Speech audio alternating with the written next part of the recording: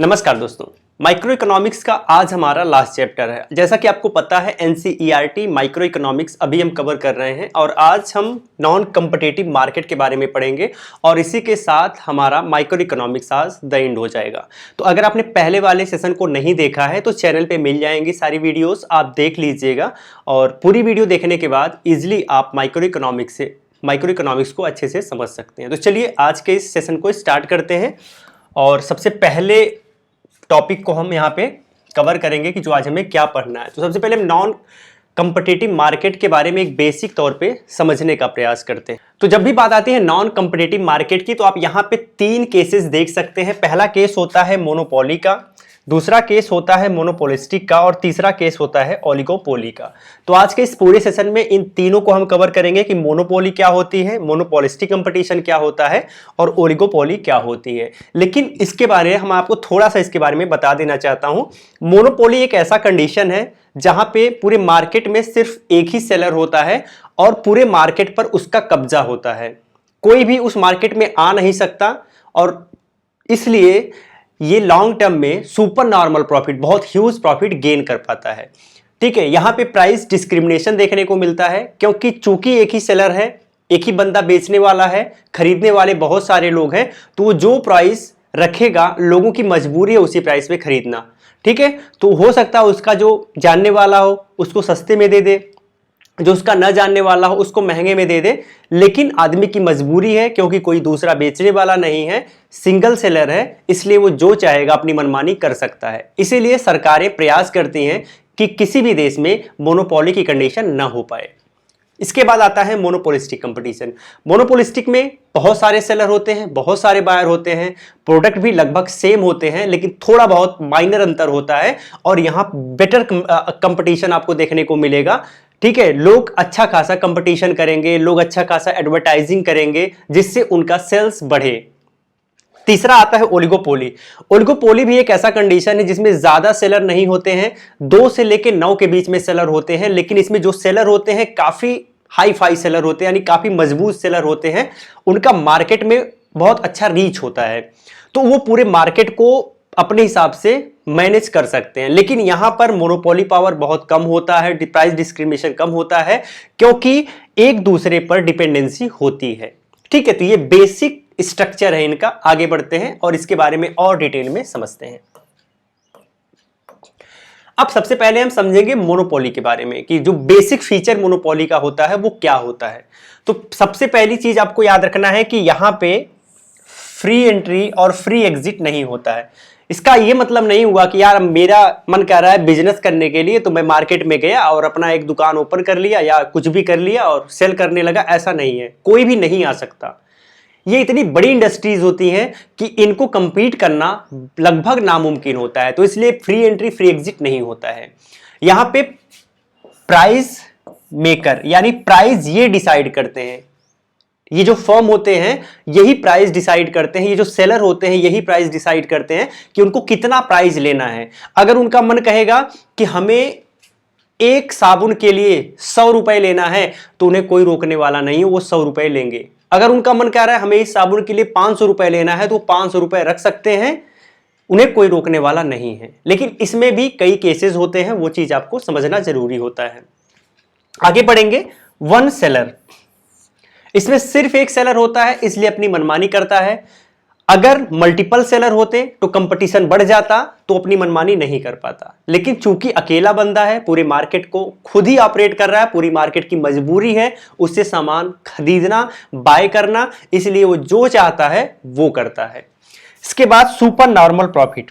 Super normal profit का मतलब यह होता है कि ये बंदा इतना ज्यादा प्रॉफिट कमाता है कि आप सोच नहीं सकते। वो शॉर्ट टर्म की बात करें तब भी सुपर नॉर्मल प्रॉफिट कमा सकता है और लॉन्ग टर्म में तो वो सुपर नॉर्मल प्रॉफिट कमाता ही कमाता है। इसका सबसे बड़ा कारण ये होता है कि कोई भी फर्म वहां पे नहीं आ सकता प्रोडक्शन या फिर सेलिंग करने के लिए। ये चीज आपको बहुत ज्यादा ध्यान रखना है। अगर कोई फर्म वहां पर आके सेलिंग करने लगे, प्रोडक्शन करने लगे तो सुपर नॉर्मल प्रॉफिट की कंडीशन खत्म हो जाएगी। लेकिन मोनोपोली में सिर्फ एक ही सेलर होता है, सबकी एंट्री एग्जिट नहीं होती है, इसलिए ये सुपर नॉर्मल प्रॉफिट की कंडीशन मेंटेन कर पाता है। अगला है प्राइस डिस्क्रिमिनेशन। जैसा मैंने आपको बताया कि यहां पर ए है, यहां पर बी है, यहां पर सी है और यहां पर डी है। प्रोडक्ट एक्स प्रोडक्ट है, ठीक है, एक्स प्रोडक्ट है। अब ए को भी चाहिए, बी को भी चाहिए, सी को भी चाहिए, डी को चाहिए। तो हो सकता है कि ए जो है एक्स प्रोडक्ट के लिए इच्छुक है, लेकिन जो सेलर है, सेलर मान लीजिए एम है, जो कि सबको सेल कर रहा है। अब हो सकता है कि जो ए है उसे एक्स प्रोडक्ट तो चाहिए, लेकिन वो एम के ज्यादा करीब है, और एम के ज्यादा करीब है तो हो सकता है कि आपको ए को ये सस्ता मिल जाए, ठीक है। इसके भी कई केसेस आते हैं। बी को हो सकता है कि ए को हो सकता है 10 रुपए में मिल जाए, बी को हो सकता है यही प्रोडक्ट 20 रुपए में मिले, सी को हो सकता है कि 30 रुपए में मिले, और डी को हो सकता है कि 50 रुपए में मिले। प्रोडक्ट सेम है, प्रोडक्ट एक्स ही है, लेकिन सबको अलग अलग प्राइस देनी पड़ सकती है। इसे कहते हैं प्राइस डिस्क्रिमिनेशन। नॉन कंपटीशन या फिर नो कंपटीशन, इसमें कोई कंपटीशन नहीं है, क्योंकि एक ही सेलर है तो कंपटीशन की बात ही नहीं आती है। जब किसी मार्केट में एक ही सेलर रहेगा तो वहां कोई कंपटीशन नहीं है। जैसे इंडियन रेलवे, इंडियन रेलवे में आप देखेंगे कि इंडियन रेलवे का कोई सब्स्टिट्यूट नहीं है। आपको अगर यात्रा करना है रेलवे से तो आपको इंडियन रेलवे का ही सहारा लेना पड़ेगा। तो वहां पे आप कह सकते हैं कि इंडियन रेलवे की मोनोपोली है और यहां पे कोई कंपटीशन नहीं है इंडियन रेलवे का, ठीक है। इसके बाद economies of scale, economies of scale मिलेगा ही जब एक ही बंदा है, एक ही सेलर है, तो उसको उसका फायदा तो मिलेगा ही। और लास्ट है no close substitute. No close substitute, जैसे मैंने कहा कि अब इंडियन रेलवे है, इंडियन रेलवे का कोई सब्स्टिट्यूट नहीं है। हवाई जहाज आप सोच सकते हो, लेकिन वो भी इंडियन रेलवे से आपको कॉस्टली पड़ेगा। तो अगर आप उसे एफर्ट कर पाओगे तो आप कर पाओगे, लेकिन जनरल लोग हवाई जहाज के सफर को एफर्ट नहीं कर पाएंगे, वो रेलवे से ही जाएंगे। और रेलवे का कोई सब्स्टिट्यूट नहीं है, क्योंकि रेलवे का किराया आज के समय में भी सबसे कम है। तो ये चीज आपको ध्यान रखना है कि मोनोपोली में कोई सब्स्टिट्यूट नहीं होता है, इसीलिए मोनोपोली पावर बरकरार रह पाती है। आगे बढ़ते हैं और अगली स्लाइड पे चलते हैं।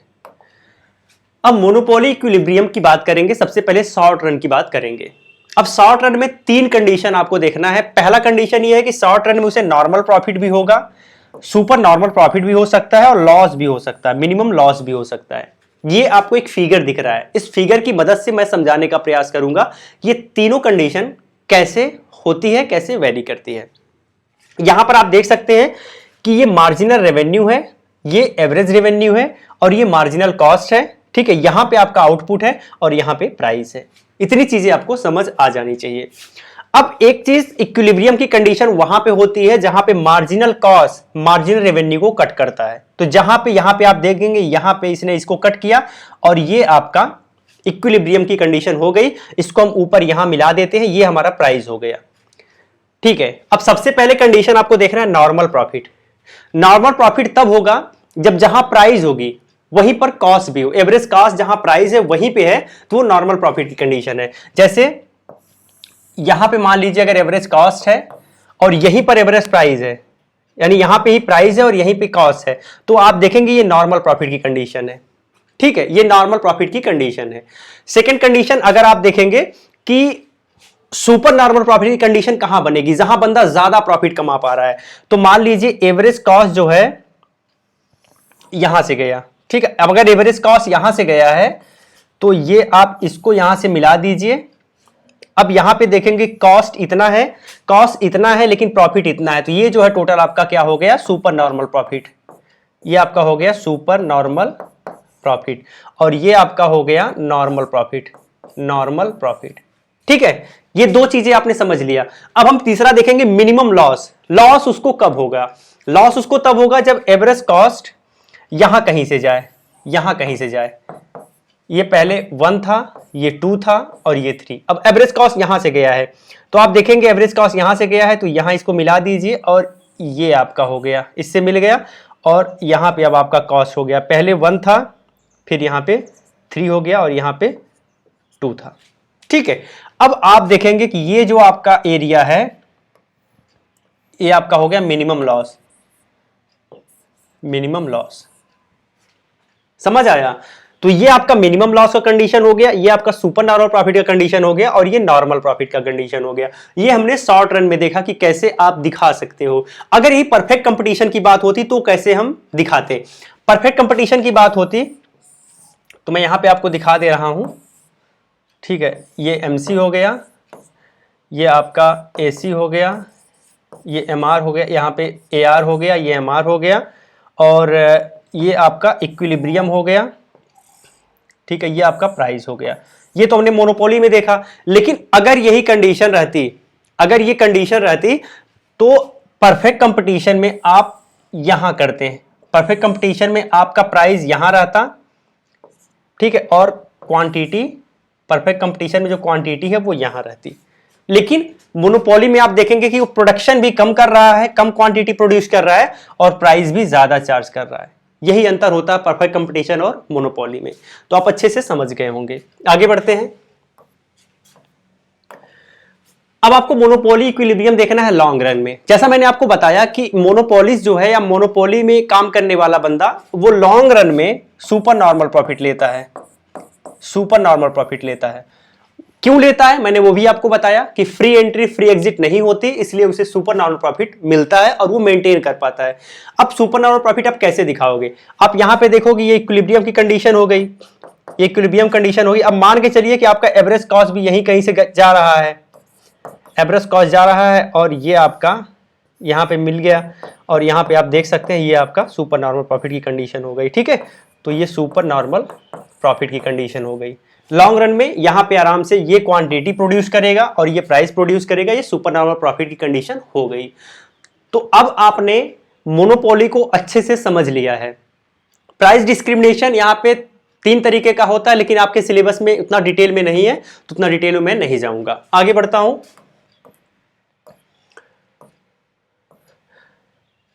अब आपको एक और कॉन्सेप्ट में बताऊंगा, total revenue, average revenue, marginal revenue के बारे में, ठीक है, कि ये कैसे ड्रॉ किया जाता है। आप यहां पे ये चीज देख सकते हैं। यहां पे आप देखेंगे सबसे पहले क्वांटिटी लिया गया है और उसके बाद प्राइस लिया गया है, फिर टोटल रेवेन्यू निकाला गया है, एवरेज रेवेन्यू निकाला गया है, मार्जिनल रेवेन्यू निकाला गया है। अब आप जब टोटल रेवेन्यू निकालेंगे तो आपको प्राइस, टोटल रेवेन्यू बराबर प्राइस इंटू क्वांटिटी, यही चीज यहां पे किया गया है। इस क्वांटिटी को प्राइस से मल्टीप्लाई किया गया है और आपका टोटल रेवेन्यू आ गया। जब आपका एवरेज रेवेन्यू निकालना है तो आपको टोटल रेवेन्यू अपान, यहां पे देखिए टोटल रेवेन्यू है और अपान क्वांटिटी हो गया, ठीक है। ये आपका टोटल रेवेन्यू अपान क्वांटिटी हो गया, तो इससे हम एवरेज रेवेन्यू निकाल लिए। और जब आपको मार्जिनल रेवेन्यू निकालना है तो आपका हो गया TN माइनस TN-1, इससे हमने मार्जिनल रेवेन्यू निकाल लिया, ठीक है। अब यहां पे आप देखेंगे इस फिगर में कि टोटल रेवेन्यू आपका लगातार बढ़ते जा रहा है, बढ़ते जा रहा है और यहां तक देखेंगे आप ये मैक्सिमम हो गया। अब इसके बाद फिर से ये घटना स्टार्ट हो गया, इसीलिए टोटल रेवेन्यू आप देखेंगे लगातार बढ़ता जा रहा है, लेकिन गिरते दर से बढ़ता जा रहा है, यहां मैक्सिमम हो रहा है और फिर ये घटने लग रहा है, ठीक है। तो इस तरीके से इसको ड्रॉ करते हैं। एवरेज रेवेन्यू की बात करें तो एवरेज रेवेन्यू आप देखेंगे कि लगातार कम होते जा रहा है, ठीक है। एवरेज रेवेन्यू लगातार कम होते जा रहा है, इसलिए एवरेज रेवेन्यू आप देखेंगे लगातार डिक्लाइन हो रहा है, घटते जा रहा है।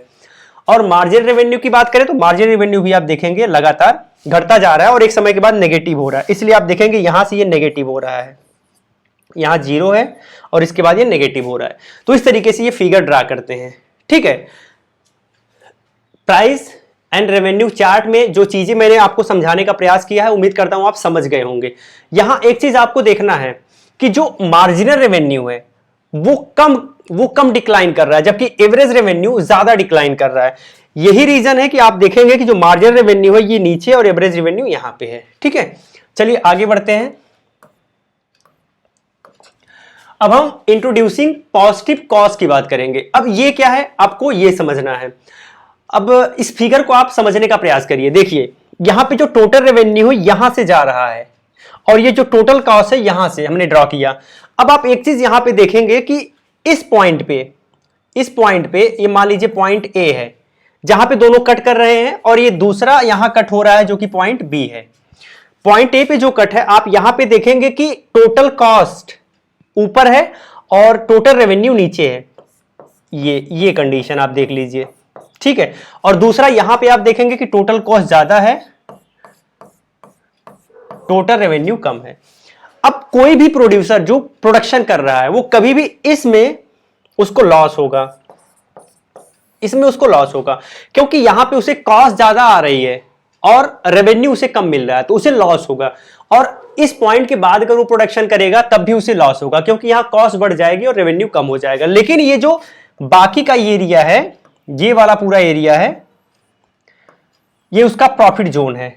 ठीक है, ये इस पूरे एरिया में उसे प्रॉफिट हो रहा है, बड़ा अच्छा खासा प्रॉफिट वो निकाल पा रहा है। ठीक है, और सबसे ज्यादा जो उसे प्रॉफिट हो रहा है वो Q0 पर हो रहा है। आप देखेंगे ये मैक्सिमम प्रॉफिट है। ठीक है, जहां इन दोनों का गैप सबसे ज्यादा रहेगा वो आपका मैक्सिमम प्रॉफिट है। तो इस तरीके से हम ये पॉजिटिव कॉस्ट कर्व दिखाते हैं, जिसमें दिखाते हैं कि कहां पे उसे प्रॉफिट हो रहा है और कहां उसे प्रोडक्शन करने पर लॉस हो रहा है। तो ये चीज आपको ध्यान रखना है। अब यहां पे आप देख सकते हैं कि अगर Q1 क्वांटिटी को प्रोड्यूस कर रहा है, अगर Q2 क्वांटिटी प्रोड्यूस कर रहा है, तो आप देखेंगे यहां पर टोटल रेवेन्यू यहां इतना मिल रहा है और टोटल कॉस्ट भी इतना है। अगर Q1 क्वांटिटी प्रोड्यूस कर रहा है तो आप देखेंगे टोटल रेवेन्यू इसे अच्छा खासा मिल रहा है, जबकि Q0 अगर क्वांटिटी प्रोड्यूस कर रहा है तो इसे मैक्सिमम रेवेन्यू मिल रहा है, इसे मैक्सिमम रेवेन्यू मिल रहा है। लेकिन अगर यहां पे वो प्रोडक्शन करना स्टार्ट कर दे यहां पे, तो आप देखेंगे कि उसे रेवेन्यू कम मिल रहा है और क्वांटिटी ज्यादा प्रोड्यूस करना पड़ रहा है। तो इस तरीके से इसको हम समझते हैं। आगे बढ़ते हैं और हम आप मोनोपोलिस्टिक इक्विलिब्रियम के बारे में समझेंगे। तो जैसे मोनोपोली के बारे में मैंने समझाया, सेम मोनोपोलिस्टिक इक्विलिब्रियम में भी यही सब होता है। इसमें लेकिन थोड़ा सा अंतर यह हो जाता है कि शॉर्ट टर्म में, जब भी शॉर्ट टर्म की बात करते हैं, शॉर्ट टर्म की बात करते हैं तो इसमें नॉर्मल प्रॉफिट भी होता है, इसमें नॉर्मल प्रॉफिट भी होता है, इसमें लॉस भी होता है और इसमें सुपर नॉर्मल प्रॉफिट भी होता है। ठीक है, शॉर्ट टर्म में ये तीनों कंडीशन होते हैं। लेकिन अगर वही लॉन्ग टर्म की बात किया जाए, अगर लॉन्ग टर्म की बात किया जाए तो इसमें सिर्फ नॉर्मल प्रॉफिट होता है। ठीक है, शॉर्ट टर्म में तो तीनों कंडीशन देखने को मिलेगी, लेकिन लॉन्ग टर्म में सिर्फ नॉर्मल प्रॉफिट देखने को मिलेगी। इसमें थोड़ा सा अंतर हो जाएगा दोनों के फिगर में। जो एवरेज रेवेन्यू है ये ज्यादा इलास्टिक है, आप देखेंगे थोड़ा ऊपर है, और मोनोपोली के कंडीशन में ये थोड़ा नीचे था, कम इलास्टिक था। ठीक है, तो ये चीज आपको ध्यान रखना। बाकी सेम फिगर है, और यहां भी अगर हम शॉर्ट रन में या फिर लॉन्ग रन में दिखाना चाहें तो आप दिखा सकते हैं कि यहां पे ये प्राइस है, तो कभी भी अगर आपको दिखाना है तो ये एवरेज कॉस्ट अगर यहां से गया तो आप देखेंगे कि ये जो है, एक मिनट, हाँ यहां पे आप देखेंगे कि प्राइस एंड कॉस्ट बराबर है, तो ये आपका नॉर्मल प्रॉफिट की कंडीशन हो जाएगी, ये नॉर्मल प्रॉफिट की कंडीशन हो जाएगी। अगर सुपर नॉर्मल आपको दिखाना है, सुपर नॉर्मल प्रॉफिट दिखाना है, तो आप यहां से ले जा सकते हैं, तो आप देखेंगे कि ये सुपर नॉर्मल प्रॉफिट की कंडीशन हो गई, सॉरी यहां पे ये लॉस की कंडीशन हो गई। ठीक है, ये लॉस की कंडीशन हो गई। और तीसरा, अगर आपको नॉर्मल प्रॉफिट दिखाना है तो आप यहां कहीं से ले जाएंगे, तो जब यहां कहीं से ले जाएंगे तो आप देखेंगे कि यहां पे जो है, यहां पे ये आपका क्या हो गया, सुपर नॉर्मल प्रॉफिट की कंडीशन हो गई, सुपर नॉर्मल प्रॉफिट की कंडीशन हो गई। तो ये तीन कंडीशन होती है शॉर्ट रन में। वही लॉन्ग रन की बात करें तो ये कंडीशन लॉन्ग रन में बनी रहती है, सुपर नॉर्मल प्रॉफिट की, सॉरी यहाँ पे प्राइस एंड जो कॉस्ट है दोनों इक्वल रहता है, तो ये नॉर्मल प्रॉफिट की कंडीशन बनी रहती है। ठीक है, तो ये लॉन्ग रन में सिर्फ नॉर्मल प्रॉफिट रहती है और शॉर्ट रन में ये तीनों आपको देखने को मिलता है। यही अंतर है। कुछ चीजें यहाँ पे है जो आपको समझना है। जैसे मान लीजिए सुपर नॉर्मल प्रॉफिट होगी तो और फर्में देखेंगी और सेलर्स देखेंगे कि अरे यार यहाँ तो ये तो बड़ा पैसा कमा रहा है, तो वो भी मार्केट में आएंगे अपनी दुकान खोलने के लिए, अपना कोई प्रोडक्ट सेल करने के लिए। तो जब वो भी आएंगे तो कंपटीशन बढ़ जाएगा, तो धीरे जो प्रॉफिट मैक्सिमम प्रॉफिट है वो धीरे धीरे सब में डिस्ट्रीब्यूट हो जाएगी, फिर वो नॉर्मल प्रॉफिट पे आ जाएगी। यही कारण होता है कि लॉन्ग टर्म में चूंकि फ्री एंट्री फ्री एग्जिट है, तो जो सुपर नॉर्मल प्रॉफिट है वो कट होकर नॉर्मल प्रॉफिट में कन्वर्ट हो जाता है। ये चीज ध्यान रखना है। अब आपको मोनोपोलिस्टिक इक्विलिब्रियम लॉन्ग रन में मैंने आपको बता ही दिया पहले, फिर भी आपको एक बार बता देता हूं। चलिए,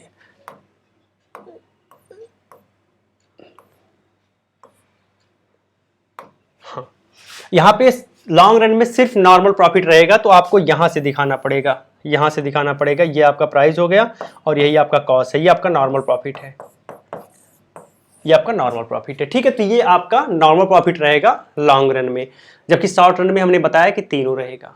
तो बस इतना ही इसमें बताना है। आगे बढ़ते हैं। अब आते हैं ओलिगोपोली कंपटीशन में। ओलिगोपोली में क्या होता है, खास बात यह है ओलिगोपोली में कि 2 से लेके 9 सेलर होते हैं, 2 से लेके 9 सेलर होते हैं और सब बड़े बड़े सेलर होते हैं। यहां पे लार्ज स्केल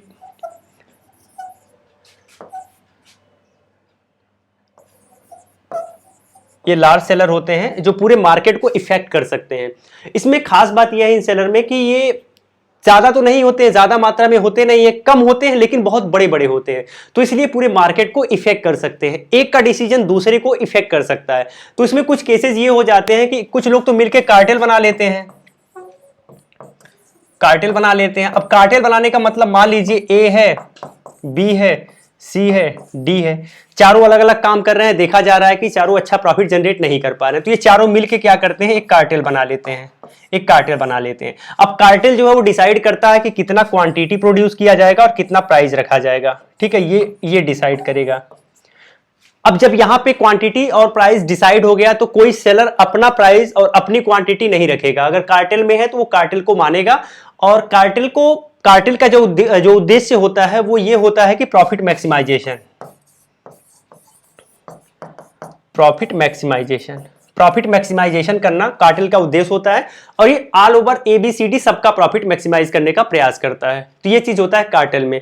तो कार्टेल में कोई एक लिखित समझौता नहीं होता है, एक बस ऐसे ही मौखिक समझौता हो जाता है, और जरूरी नहीं है कि आप इसको मानो या फिर ना मानो, कोई अगर चाहे तो बीच में हट भी सकता है, वो सारी चीजें होती हैं।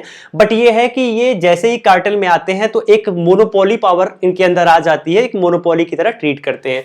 तो पहली चीज तो ये हो गई।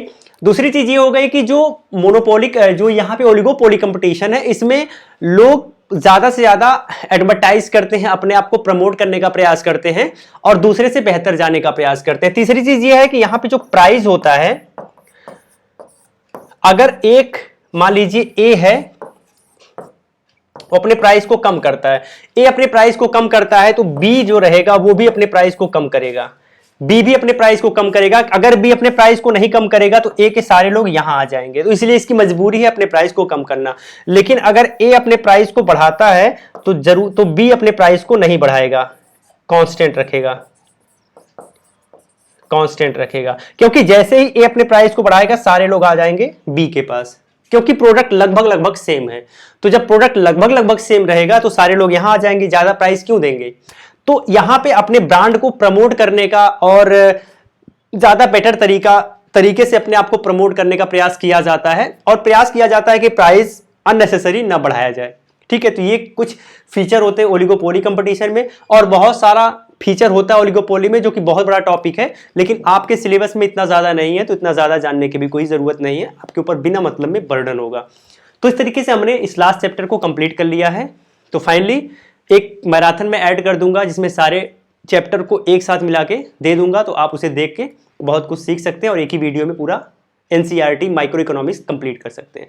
तो वीडियो कैसी लगी कमेंट में लिख के जरूर बताइएगा, अच्छी लगी तो लाइक और शेयर जरूर करिएगा। जय हिंद।